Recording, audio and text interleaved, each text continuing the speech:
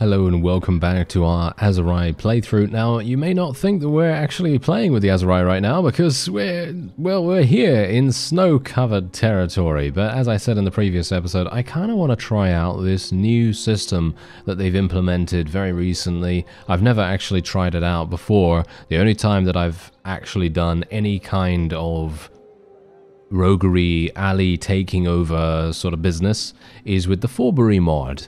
And now that they've actually implemented something similar into the base game, I'm very intrigued. Alright, here we go. I don't take orders from the likes of you, sir.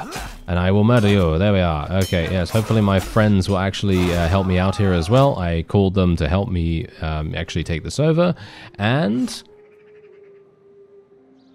okay. Okay, that's actually kind of weird. You don't have any suitable clan members to assign this alley. Roguery skill 30 or higher. Mercy trait 0 or lower. I'm gonna assume that he needs... So he needs both things? Okay, I did not realize that. Okay, so that's actually really good to know. So that means that Mr. Hasid the Prince is not going to be able to do this. He has... no, he has Mercy 1. Alright, okay.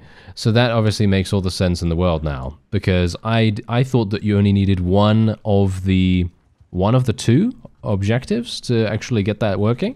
So let's actually have a look at Zemina here, because maybe she also has... no, she doesn't have Mercy at all. So I'm going to assume that maybe she's going to be okay to maybe do it. I don't know. It's a little bit... you know, it's a little bit difficult to know one way or another at this point. But anyway, I actually have a huge amount of food. I'm not entirely sure why I have so much food. So we're going to sell a little bit of stuff here. I have so much, well, so many trade goods, actually. I have a huge amount of trade goods. So I'm just going to sell quite a few of those right now because there's basically no point in me keeping a huge amount of it, obviously. And we're just going to sell some of this grain too. I'm just going to use the slider instead. That's a lot easier. And then we'll sell this, sell that, and then we should be good. Look at that, 12,000 from that. Pretty nice. Anyway, yeah, so let's actually just take a quick look. Okay, so Zanya, the mouse, is the owner of quite a few things. And then we also have the other fellow, Urgil the shark. I think what we're going to do is we're just going to try this out because as far as I'm aware, you need 0 mercy or lower. So Zemina is probably going to be... perfectly fine. She's going to be perfectly fine for us to actually do this. So I'm actually very, very excited about this actually as well because, as I said, basically what you can do is, if I remember correctly, you can technically get a percentage of the prosperity that the town actually has if you install someone in some of the streets. So I'm actually very much looking forward to that. Okay, so Hasid is here. Where are my other friends? I'm just going to speed things up real fast. Are they not coming? Apparently they're getting stuck or something. I'm actually not entirely sure what's happening with them, because, or is it just like really far away? No. Where's Amnon gone? Because look, Amnon's over there. Oh, okay. What? It's that far away? That's hilarious. Okay, I had no idea. Anyway, let's just have a look. Don't take orders from the likes of you. Let's do this. We can easily take these guys down. We shouldn't have too many problems with them. As you can see, my forces are actually pretty good at what they do. And now, let's see. There we go. Okay, so we can take it over now that we have Zemina with us. So that's good to know. All right, so Zemina is going to be the one that will do it. I'm not sure why it doesn't just automatically do the thing, but oh well, it doesn't really matter either way. Now, let's actually have a look here. What do we actually want to do? Because do I just give these troops? Do I just give these troops? This is kind of weird. All right, yeah, I guess we'll just give these troops and we'll see what happens. Maybe this is going to be relatively decent. I actually have no idea. So this is going to be interesting to see. Okay, we gained some roguery from this, which I think is actually fantastic. This is a nice way to gain roguery as well. So that means, well, this is a bit of a problem. I can't take over the other territories. Am I correct in assuming that? I'm gonna assume yes, because I don't have another companion. I'm not entirely sure I don't know. I'm not entirely sure if I really agree about the whole, mercy thing. Yeah, it makes sense from a trait standpoint, but from a availability standpoint, it's going to be quite difficult to find those guys, because I obviously have a guy that has 100 roguery skill, right? But he has mercy 1, and it's going to be very difficult for us to actually make that work. But, oh well, let's just have a look and see what we can do. Let's just kill these guys. They are going to... Oh, wow, yeah, they are... Oh, yes, they are not really knowing what's going on here. And they have just been completely and utterly murdered. So let's actually see whether we can... No, we cannot take over this alley either. But we are increasing our notable relations and so on and so forth. So yeah, we're going to just leave. And that's it. That's all we can really do here, unfortunately. I could potentially try to find another companion that does have the, the eligibility requirements for this particular, well, this particular activity, but I don't know. As I say, it is a bit of a weird thing. Oh, look at that. Awa is once again pregnant. Wow, that's actually crazy. And oh, the Southern Empire has just declared war again. Okay, that's really quite funny that the Empire is just going at each other all the time. I'm not entirely sure how we're supposed to handle that, really, but we're going to start moving out of Sturgian territory now, and we're going to try to do some battles against the vassals in the area as well, because I personally have a huge amount of fun actually doing the battles with this new polearm that we've gotten our hands on, and yes, I thought he might do something like that. He has made peace with the Northern Empire, which means that we will no longer be able to attack them, which is a bit sad. Now, let's actually just have a look here. Yeah, as you can see, owned alleys. Owned alleys. It gives me 72 dinars every single day. I don't know what the prosperity is. Wait a minute. Can I actually see that from here? Varnovopol, the prosperity is 3,600, so I have no idea what that... I have no idea. That's not 5%, is it? It must be a lot lower than that, or what? I have no idea. Is it 1%? No, surely not. No, it's not 1%. I think it's 2%. I think it's 2% of the prosperity. That's probably what's going on there. I thought it was actually 5, but I'm obviously misremembering.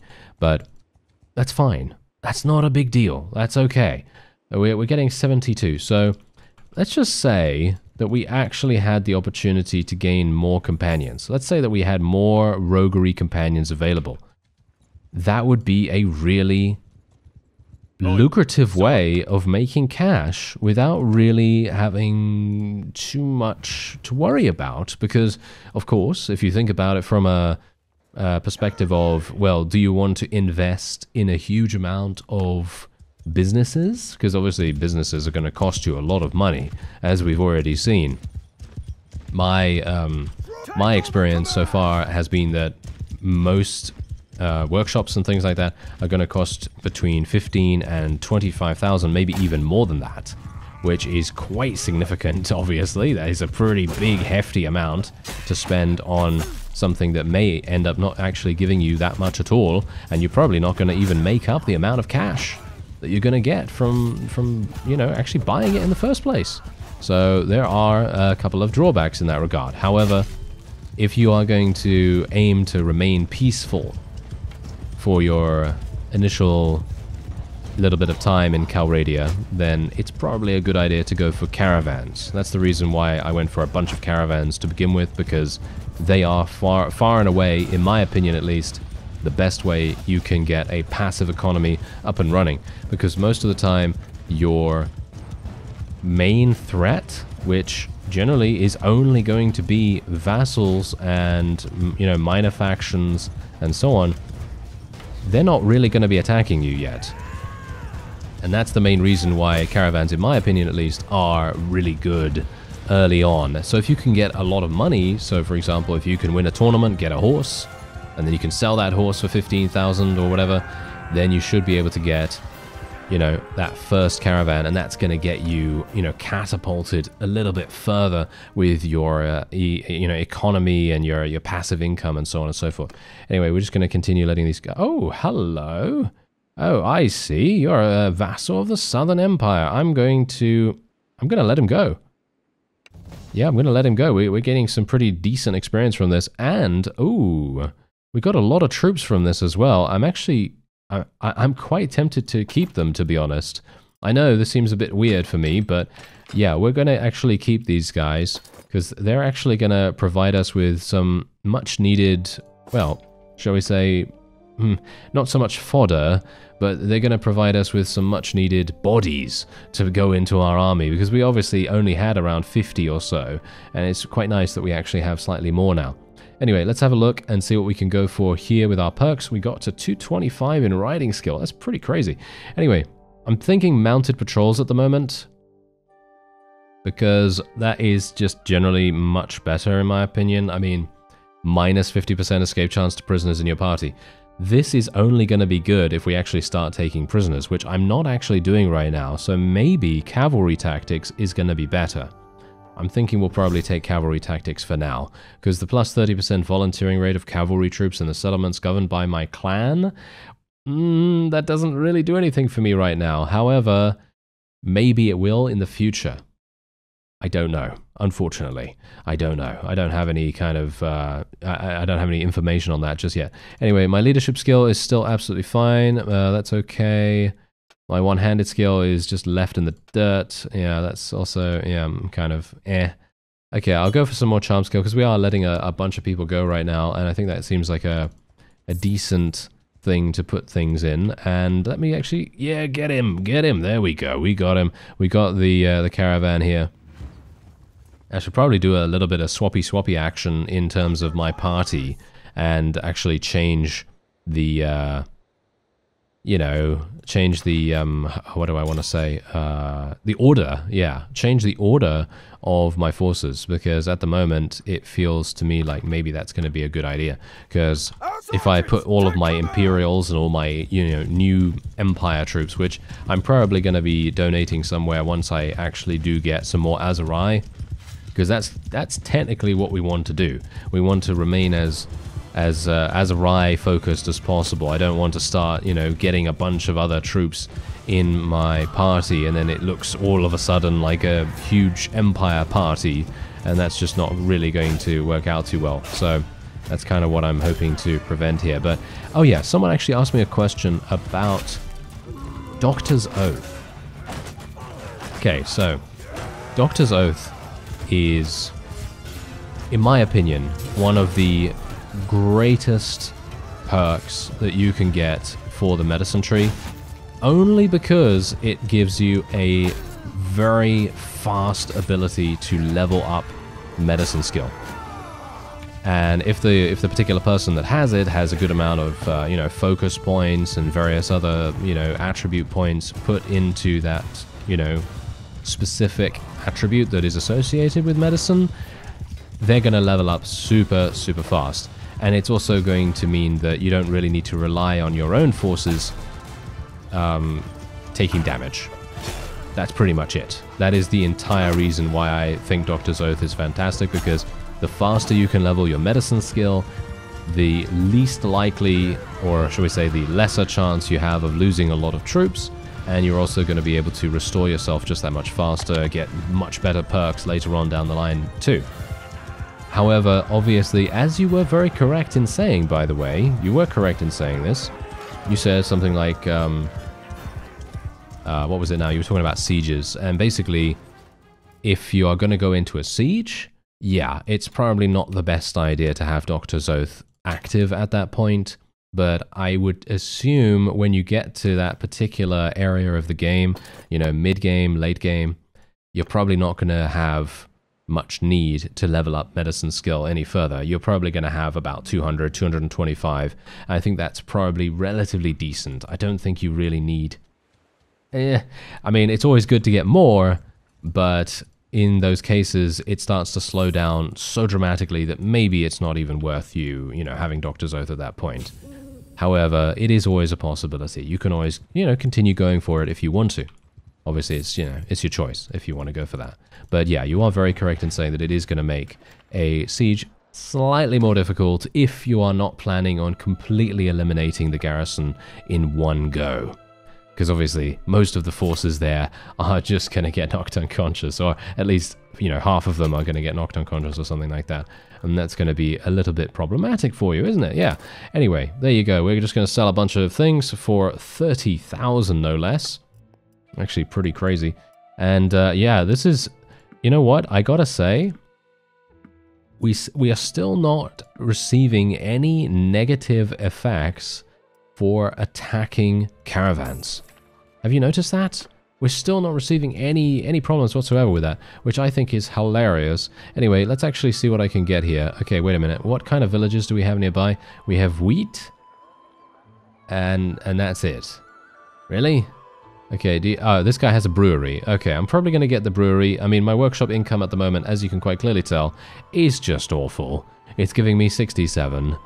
But I'm going to try even further here. We're going to try to buy the brewery. It's going to cost me 22,000. Let's see how much it's actually going to be.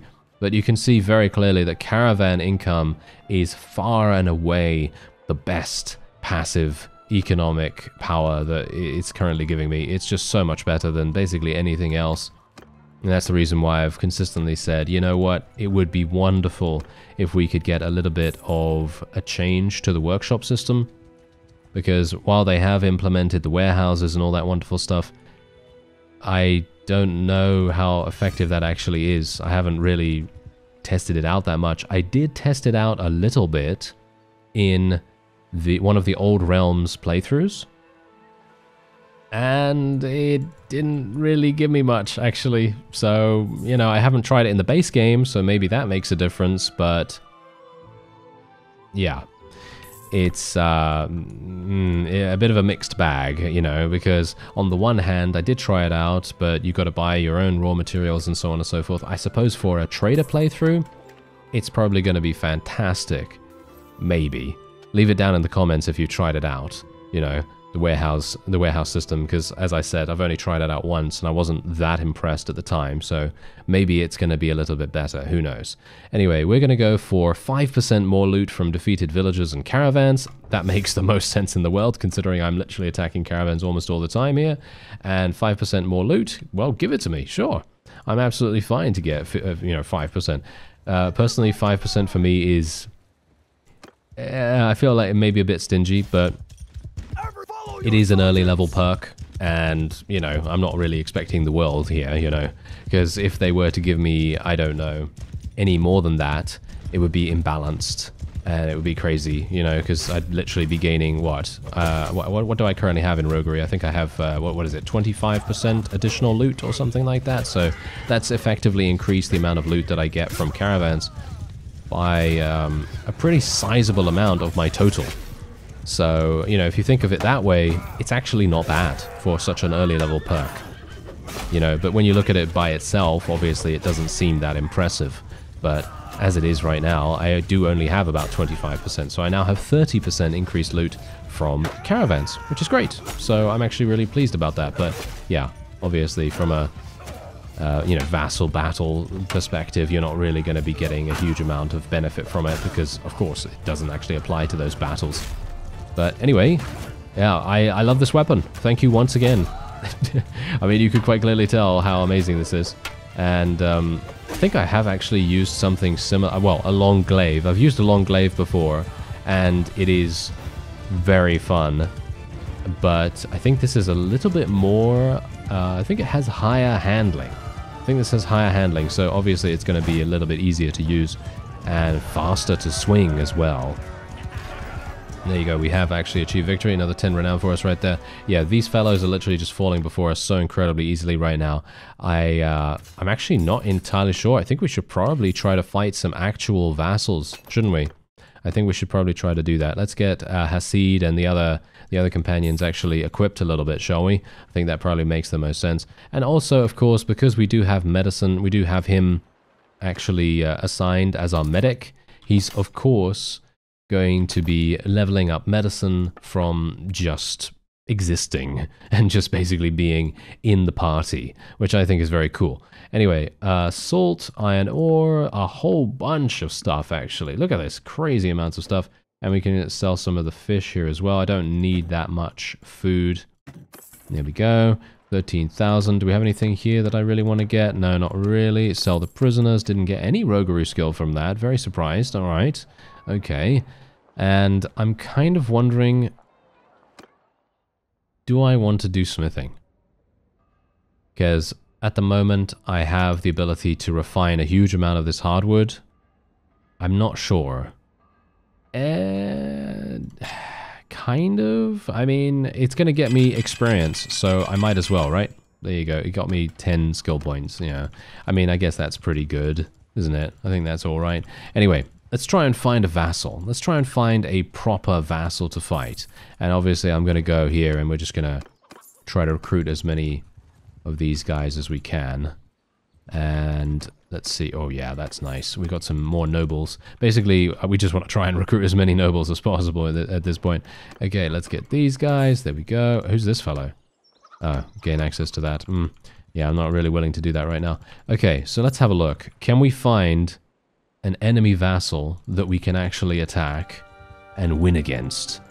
And it seems like maybe we did. Maybe we have actually found someone. So let's actually see what we can do here. I'm just going to auto-delegate because we're just so incredibly close to the enemy. We cannot allow him to dictate the rhythm of the battle. Now, do bear in mind that this fellow actually doesn't have a significant large force. He's only got around 55, but I was a bit worried about the quality of his units. So that's the reason, because as you can see, look at that. He had an Imperial Cataphract there. An elite one, no less.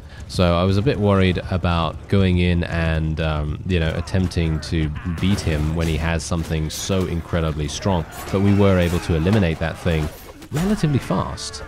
So maybe we don't need to worry too much, but yeah, there is actually another vassal very close by as well, which we could potentially do battle with too, which I'm very much looking forward to fighting in a second.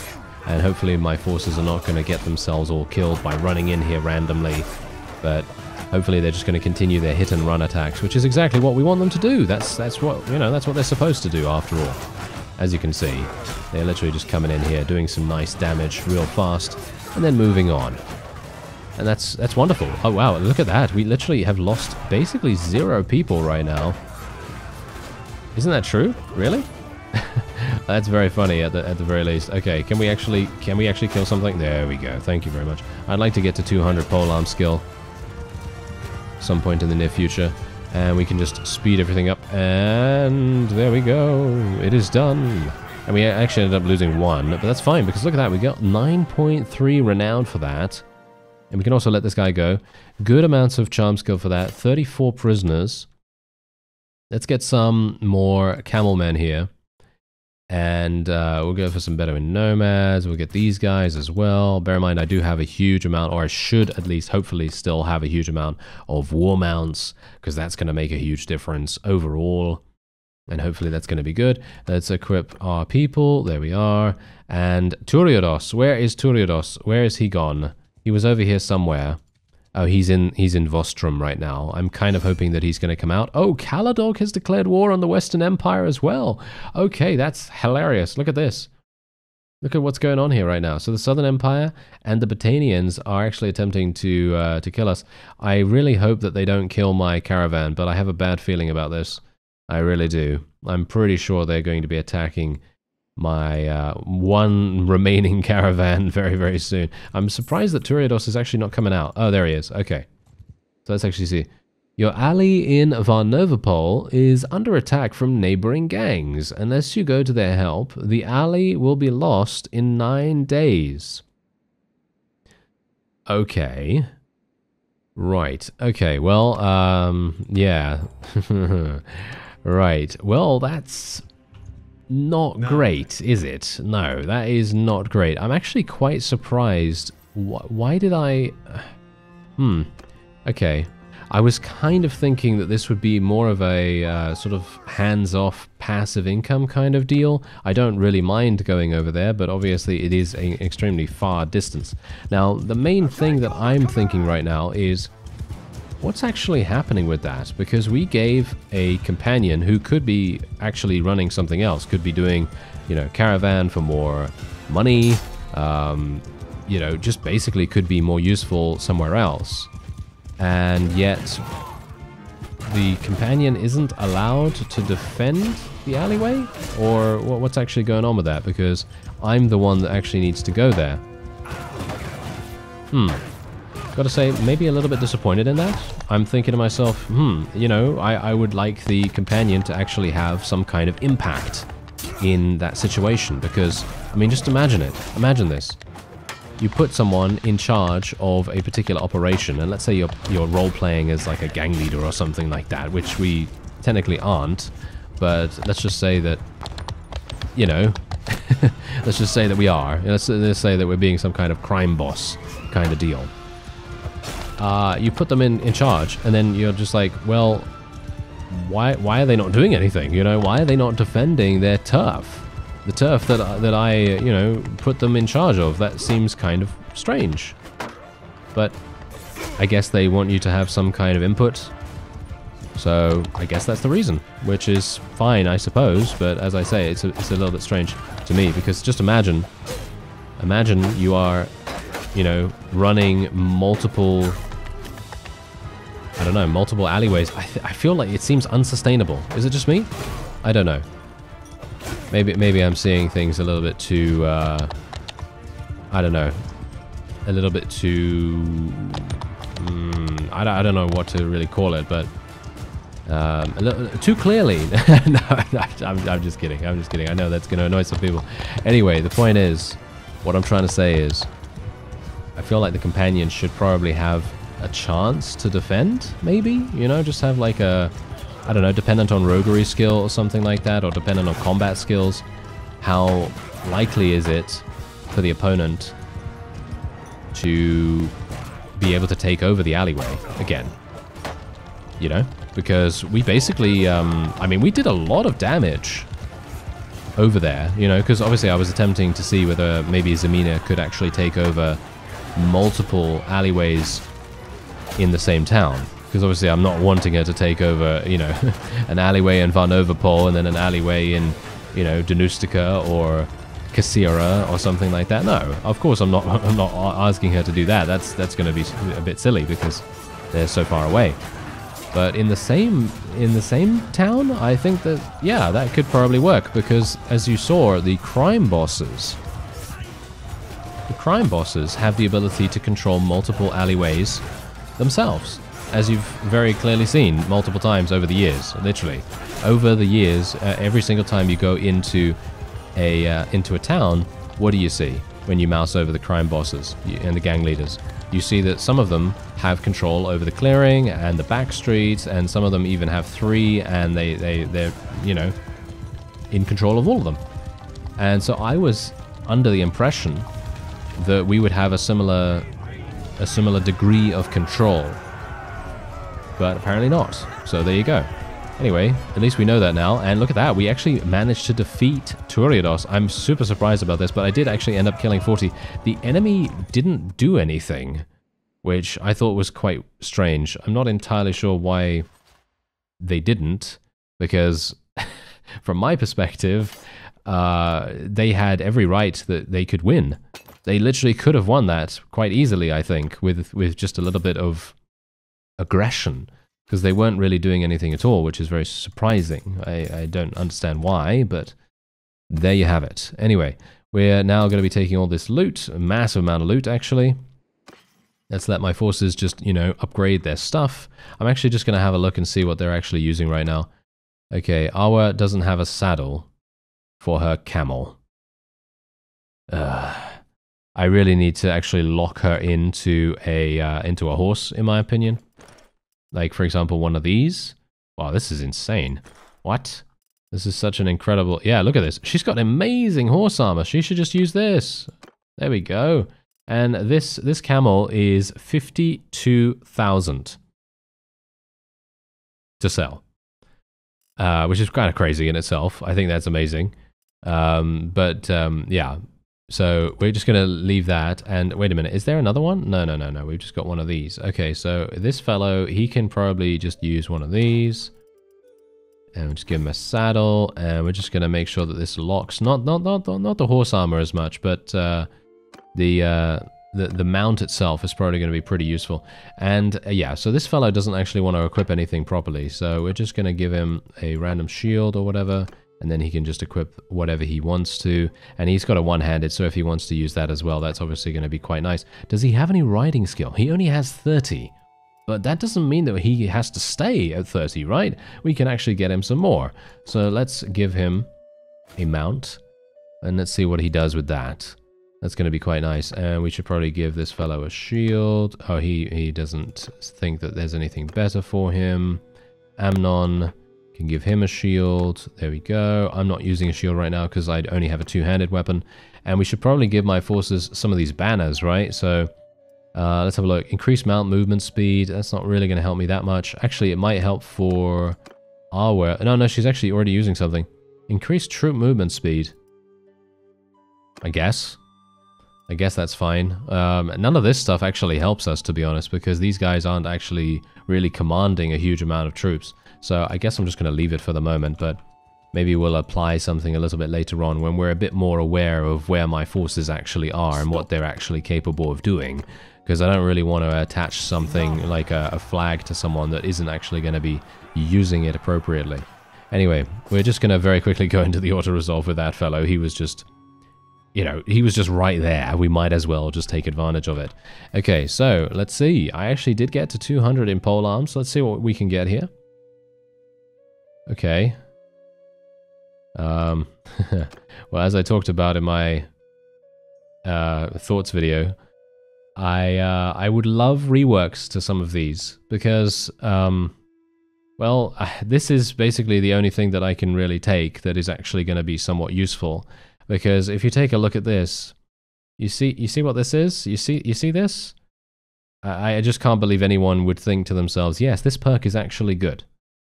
No offense, okay? Really, really no offense. This is literally just objectively not very good, this one. Because +1 bonus daily experience to troops in your party. That means every 24 hours in-game, your troops get +1 experience. And yeah, every single one of them, sure. But that's still only, what, 75 experience or something for me? Or 95 or whatever it is. So, yeah. In comparison to +5 hit points to troops in your party, that's actually incredible, the amount of value that you get from that. And also the -20% recruitment cost of infantry. This is just generally so much better than this. This, in my opinion, needs to give something like 10 bonus daily experience for that to be actually even close to being worth it. But anyway, I'm not going to go on a rant, even though I kind of did already.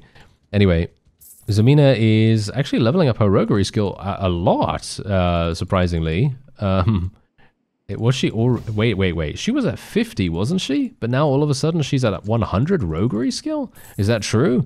Am I seeing that correctly? Maybe I am, maybe I'm not. I'm actually not entirely sure. Anyway, what does this guy have? Does this fellow have roguery skill? No, he doesn't. I was kind of hoping he'd have roguery skill. For reasons. Yes, for reasons. Anyway, we're just going to sell the rest here. I'm just going to let people equip whatever they want to equip, and then we'll just sell all of this stuff. There we go, another 22,000 for us. We're literally rolling in cash right now, 275,000 actually, and we are gaining so much because of our mercenary contract. And that's it. My workshops are not making any money whatsoever, as you can see. Very, very fun. Because I'm just like, what? What are you doing, workshops? They're not doing anything for some reason. I don't know why. But there you go. They're not really not doing anything. Yeah, it's literally nothing, actually. It's literally giving me nothing. I guess it might be because of the caravans around the area not delivering goods appropriately. Maybe the villagers and so on and so forth. They're not able to reach their destinations and so on and so forth. Maybe that's indeed the reason. Anyway, I'm kind of thinking right now, we're not going to go for smithing. I don't think it's particularly worth me going for smithing right now. If I wanted to go for smithing, I probably should have done that a lot earlier. Going to go for scouting right here. Go for some more cunning as well, because of course I would like to maximize the amount of roguery skill I actually get. So what we're going to do is I'm actually going to take this guy prisoner now. I'm going to try a little bit of a different strategy here. And we're just going to take all the loot real fast. And now what we're going to do is, okay, so there's Krotor, he's over there. Hopefully I'm not going to get preyed upon. I mean, There you go. You've lost the alley at Varnovopol. Okay, and what actually happens to Zemina now? Nothing. Nothing actually happens to her. Okay. Well, that's interesting. I'm not sure. I feel like that should have maybe given us some kind of thing like Zemina fought bravely but was unable to overcome the odds of, I don't know, some flavor text or something like that might have been fun. Anyway, there's Roguery skill for selling the vassal back. Didn't really give me that much, unfortunately. I guess the best way to go about leveling Roguery is indeed still attacking caravans. Let's actually just see whether that is indeed the case. If I just go for an auto-resolve here, let's see how much I actually get. We got 1. Right. Okay. Well, yeah, I mean, that's the thing. There are other ways of gaining roguery skill. So, for example, you can raid villages. It may be an idea for us to try and raid a village and see whether that actually gives us a slightly better return. And you can also do the classic thing, which is to, well, break someone out of prison, of course. But that's a little bit opportunistic, situational kind of deal. And yeah, it's not a it's not a guaranteed thing. Anyway, let's raid the village and let's see what happens. Oh no, they're actually attacking me. Oh, okay.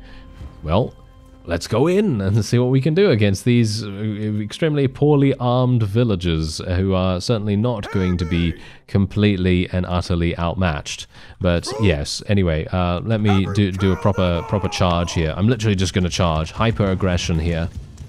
And yeah, they're not going to be too pleased with me. Maybe I should actually level up my one-handed skill. Should I level up my one-handed skill a little bit? I mean, these guys are literally just villagers, so maybe it makes the most sense.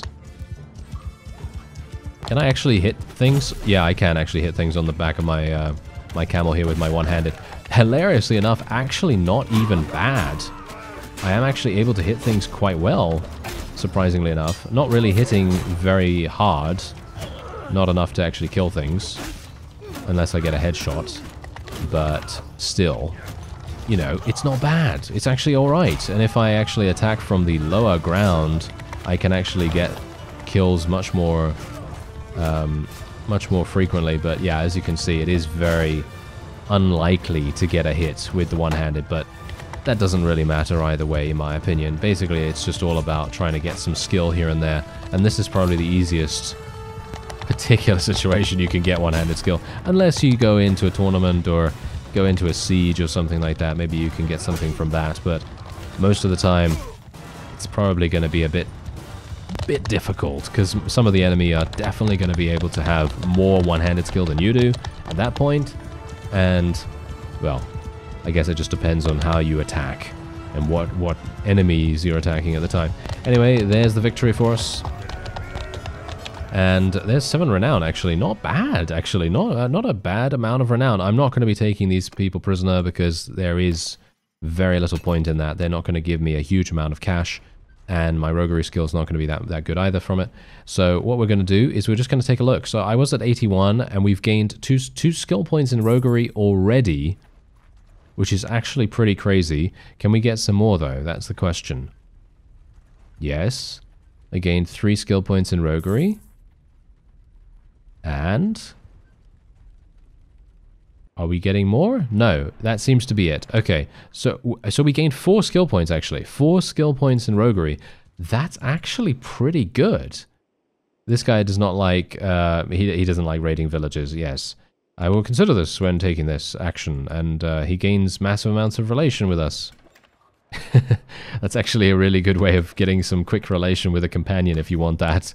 You could just raid a village, and if they don't like it, then you can agree with them, and then that happens. And yeah, pretty funny. Not sure why that happens, to be honest, but there you go. I mean, technically they should lose a bunch of relation with you for initially doing that thing, whatever it is that they don't like, but it doesn't really matter. I'm not complaining about that at all. Anyway, so wait a minute. What do we have here? No, we don't have anything that I really want to go for. Basically, I'm hoping that I'm going to get... Do I have the breeder skill already, by the way? If I have the breeder trait, then this is going to be fantastic. If I don't, then I need to get that immediately. Where is it? Where is the breeder trait? Is it actually in the scouting tree, or is it in the riding tree? I think it's in the riding tree, right? Yeah. There it is. Okay, so 1% daily chance of animals in your party reproducing. I already have that. That's absolutely fantastic. I'm very much hoping that we're going to be able to get more camels. I don't know whether it applies to camels. I'm going to assume it does, but you never know. Anyway, let's take a look at this. So we've got two different choices here. 10% sight range when your party is composed of more than 50% cavalry troops. That is definitely me. However, we could also go for +5 battle morale against bandit parties. Okay. And a +10% advantage against bandits when troops are sent to confront the enemy. Okay, so I can already tell that this is not for your own character, in my opinion. This is definitely going to be for a party of some kind. So a party that one of your companions is leading, and if they have, you know, this much in scouting skill, which is unlikely, but if they do, this is going to be a great perk for them to take, because it makes it so much easier for them to win. +10% advantage against bandits when troops are sent to confront the enemy, which is basically every single time, because they always auto-resolve. But we're going to go for mounted scouts for me personally, but yes, parties obviously, yeah. Anyway, let's just move on, and then we can get some more crossbowmen, we can get some more of these lancers. Yes, there we are, wonderful. All right, so, well, not much has changed in regards to the map, even though apparently we've taken Epicrotia. When did we take that, or did they already own that? I'm not entirely sure. Maybe they took that from the Northern Empire. No, it seems as though we are actually taking... No, maybe not. I have no idea. I have no idea. Anyway, not much has changed in regards to the landscape, but we did try out a little bit of the crime system. I'm not very convinced about it yet, but maybe they're still going to be working on it, and they're still going to, you know, add some refinements to it or something like that. But apart from that, we're doing very well. We're actually gaining a significant amount from our mercenary contract. Unfortunately, that's pretty much the only thing that's getting me any money, apart from the caravan, of course. And where is my caravan? Where is he? Oh, he's all the way down here. Oh, I'm very pleased that he managed to completely avoid the Botanians. Anyway, that's going to be it for this episode. I thank you very much for watching, and I'll see you next time.